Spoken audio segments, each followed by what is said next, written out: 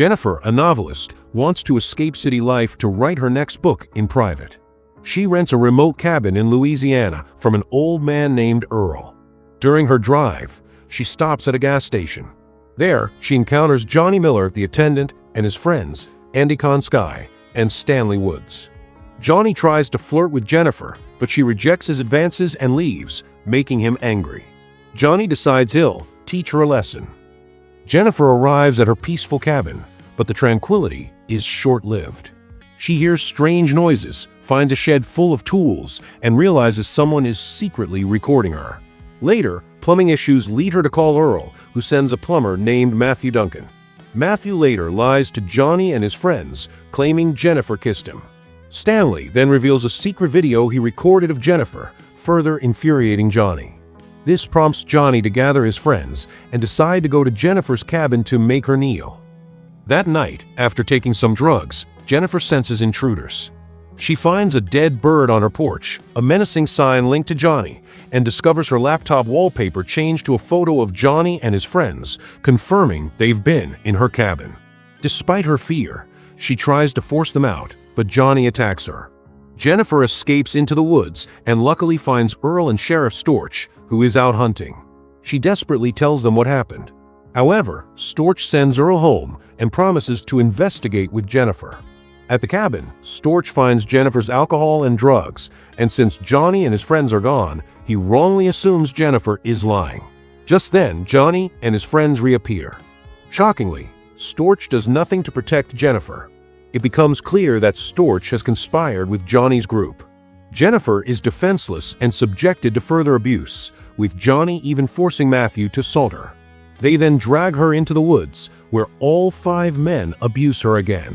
Stanley, disturbingly, records the entire horrific event, laughing. Left naked and disoriented, Jennifer is led to a bridge. Storch intends to shoot her, but Jennifer jumps into the river below. Storch orders his group to find her body and tells Stanley to destroy the recording and burn Jennifer's belongings to eliminate evidence.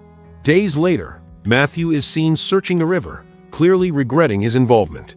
A month passes and Jennifer's worried family, unable to reach her, contacts Earl, who then informs Storch that Jennifer's disappearance will be reported to the police. Meanwhile, Stanley panics because the assault video cassette is missing. He reveals that he secretly kept the real tape, having destroyed an empty one for Storch. Reluctantly, he tells Johnny and the others about the missing recording, enraging Johnny. Andy calms Johnny down, urging them to find a solution.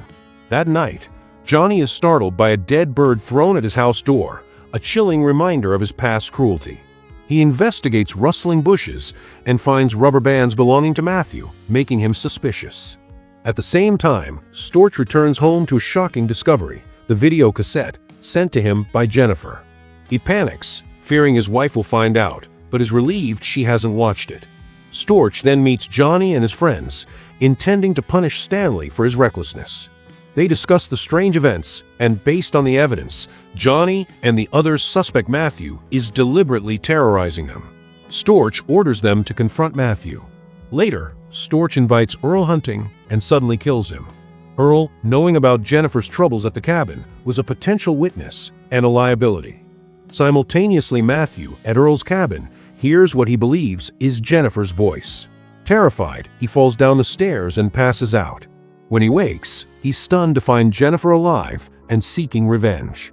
Despite Matthew's regret and lesser guilt, Jennifer refuses to forgive him and begins to strangle him with a rope.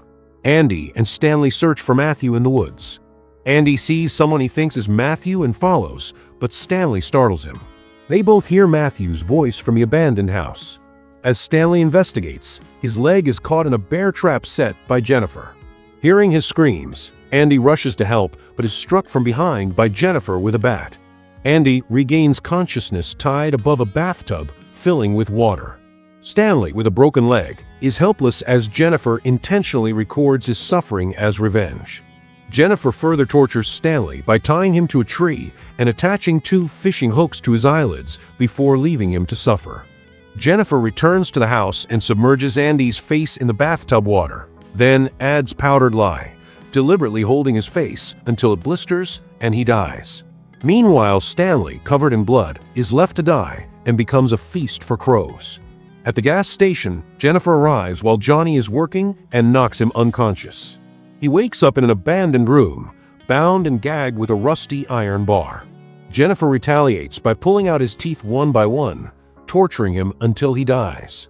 2 hours later, Sheriff Storch on patrol receives a startling call from Jennifer, who claims to be with his daughter, Chastity. Worried, Storch rushes home, where his wife says Chastity is at the park with Jennifer. Storch speeds to the park but can't find her. Returning to his car, he's unaware Jennifer is in the back seat until she knocks him unconscious. Storch wakes up in the empty house, tied up with a gun aimed at him. He confesses his regret, but Jennifer is unmoved and continues to torture him. Satisfied, Jennifer attaches the gun's trigger to Matthew's still alive but unconscious hand. Matthew finally wakes, surprised to see a bloody Storch. Panicked, Storch begs Matthew not to move. Unfortunately, Matthew instinctively moves his hand, causing the gun to fire, killing both Storch and Matthew.